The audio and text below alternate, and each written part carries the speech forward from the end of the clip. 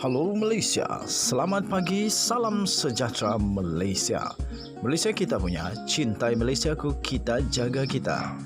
Sebelum kita mulakan berita hangat pada hari ini, untuk anda yang baru pertama kali, silalah untuk sudi tekan butang subscribe, like dan share. Sila juga tinggalkan komen anda kerana setiap komen anda amatlah dihargai. Berita hangat hari ini daripada channel ini, Denyut nadi suara rakyat bergema terus-menerus di dalam channel ini. Setiap hari kita membawakan berita-berita terbaru yang pastinya dinantikan oleh seluruh rakyat Malaysia. Kita akan mulakan berita kita. 1, 2, 3. Berita mula sekarang. Salam sejahtera Malaysia. Berita terkini untuk keadaan Datuk Seri Najib Tun Razak di penjara.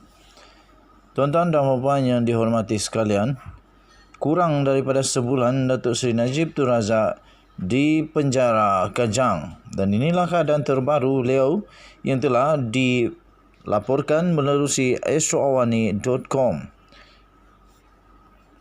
4 September 2022. Najib Razak dimasukkan ke hospital kerajaan, kata pegawai. Datuk Seri Najib Tun Razak yang sedang menjalani tempoh 12 tahun penjara di penjara Kajang telah dimasukkan ke hospital baru-baru ini. Pegawai beliau mengesahkan perkara itu kepada Astro Awani dan memaklumkan keadaan bekas Perdana Menteri itu sebagai stabil dan sedang melalui kesemua siasatan perubatan yang diperlukan. Katanya, ya, Datuk Seri dalam keadaan yang stabil dan sedang melalui kesemua siasatan perubatan yang sewajarnya, kata pegawai itu kepada Astro Awani. Tuan-tuan dan puan-puan yang dihormati sekalian, ini kurang sebulan Datuk Seri Najib Tun Razak di penjara. Apakah yang akan berlaku pula sekiranya Datin Seri Rosmah Mansor dimasukkan ke penjara? Adakah beliau juga tidak dapat untuk menyesuaikan diri dengan mudah di penjara nanti? Kita nantikan bersama-sama. Pastikan terus bersama dalam channel ini. Denyut nadi suara rakyat terus bergema di channel ini. Kita jumpa lagi pada berita-berita yang akan datang. Jangan lupa tekan butang subscribe, like dan share. Bye-bye. Oke, tuan-tuan dan puan-puan yang dihormati sekalian.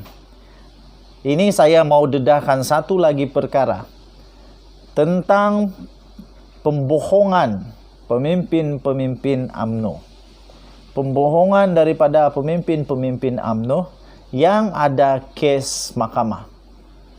Tuan-tuan dan puan-puan yang dihormati sekalian, pada tahun 2009 yang lalu, Majlis Tertinggi UMNO sudah bersetuju di dalam mesyuarat bahawa mereka akan gugur atau mereka akan berundur sekiranya ada kes mahkamah.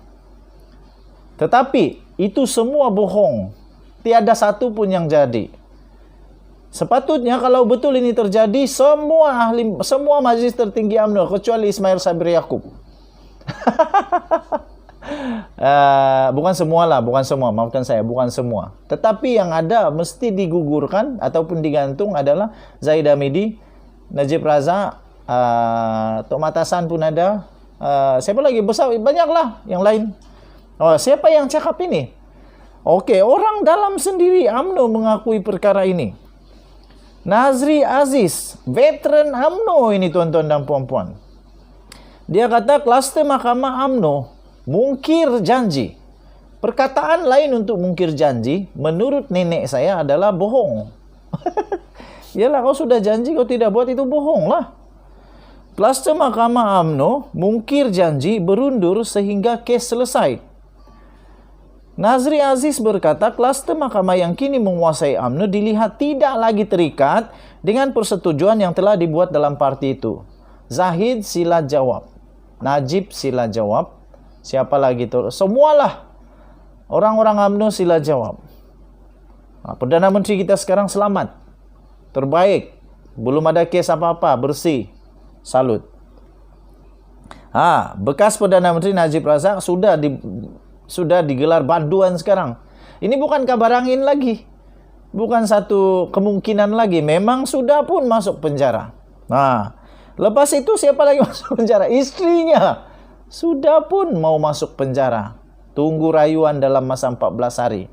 Kalau dia tak merayu, masuk penjara, kena bayar 970 juta. Kalau tak dapat bayar, bayarlah dengan 30 tahun lagi. UMNO pernah membuat persepakatan bahwa mana-mana individu yang terpalit dengan kes-kes mahkamah perlu mengundur diri dan memberi tumpuan kepada perbicaraan masing-masing, kata ahli Parlimen Padang Rengas Muhammad Nazri Aziz.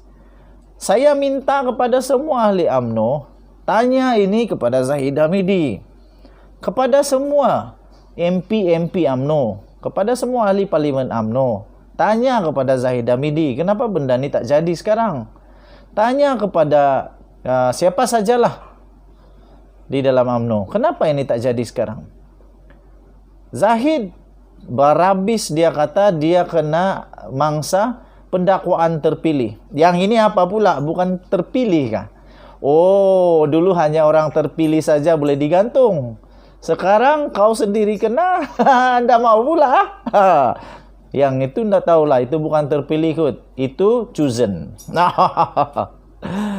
Katanya Nazri Aziz kata persetujuan itu dicapai semua pihak yang terlibat pada tahun 2009, di mana antara yang bersetuju termasuklah banduan Najib Razak dan bekas timbalan Perdana Menteri Ahmad Zahid Hamidi yang sekarang ini pun mungkin bakal jadi banduan juga. Katanya kini mereka menguasai parti, tidak terikat dengan persetujuan itu lagi. Katanya dalam satu forum di Singapura. Pada kejadian itu, pada 14 Julai 2022, dia berkata tentang perkara ini. Pada Julai tahun 2020, Najib disabitkan bersalah dengan jenayah pecah amanah. Itu sudah cerita lama. Sekarang Najib sudah masuk penjara. Rosma Mansur sudah dijatuhkan hukuman. Bung Mukhtar sudah masuk mahkamah. Zahid Hamidi sudah masuk mahkamah. Lepas itu siapa lagi? Banyak lagi pemimpin yang sudah masuk mahkamah. Tidak lama lagi ini Aziz pula. Aziz siapa nama dia? Bekas apa itu? Aziz Abdul Aziz Abdul Rahim. Dia pun akan tahu nasib dia pada bulan September ini juga. Banyak lagi tuan-tuan dan puan-puan yang dihormati sekalian. Tapi tak ada seorang pun di dalam UMNO yang berani tanya kepada Zahid Hamidi dan Najib Razak. Tak ada seorang pun yang berani tanya kepada Tok Mat Hassan. Tak ada seorang pun yang berani untuk tanya mana sudah persetujuan itu. Tuan-tuan dan puan-puan yang dihormati sekalian, PRU tidak lama lagi. Ini kalau Rafizi tahu dan dia boleh bongkar sekali lagi, habislah. Ini boleh jadi manifesto yang baik untuk menyerang UMNO. Jadi kerana itu UMNO buatlah perkara yang sudah kamu janji. Kalau dalam UMNO sendiri pun kamu tak boleh buat, apalagi kepada negara Malaysia. Yang paling kesian sekarang, pemimpin-pemimpin UMNO banyak terpalit dengan makan duit rakyat. Walaupun ramai lagi yang belum, ramai lagi masih di mahkamah, belum lagi sabit kesalahan, tapi sudah terpalit tuh. Masuk saja mahkamah sebenarnya sudah ada membuat orang punya persepsi yang tak baik. Tuan-tuan dan puan-puan, Zahid Hamidi, Presiden UMNO sendiri sekarang ada 47 pertuduhan. 47 pertuduhan tuan-tuan dan puan-puan yang dihormati sekalian. Waduh. Ini memang amat mengejutkan. Kerana UMNO yang memang sudah lama bertapak dan diketahui bahawa mereka ini janji ditepati. Janji ditepati. Satu Malaysia, janji ditepati. Kita satu Malaysia. Itu Najib punya lagu dululah. Janji ditepati. Tapi sekarang janji dicapati. Dah jadi roti capati. Tuan-tuan dan puan-puan yang dihormati sekalian, Nazri Aziz turut berkata, di dalam UMNO, dia kata lagi apa? Musuh UMNO adalah UMNO sendiri. Ketika ditanya oleh penonton yang hadir sama ada UMNO mau meneruskan MOU dengan terhadap dengan Perdana Menteri dengan pembangkang, beliau berkata parti amat berbesar hati untuk menyambung usaha itu, tapi tidak disambung ya. Bagaimanapun katanya musuh utama parti itu adalah UMNO sendiri. Apabila terdapat suara sumbang yang tidak mau meneruskan persepahaman datang dari kalangan pemimpin parti itu. Denyut nadi suara rakyat terus bergema di channel ini. Kita jumpa lagi. Bye bye.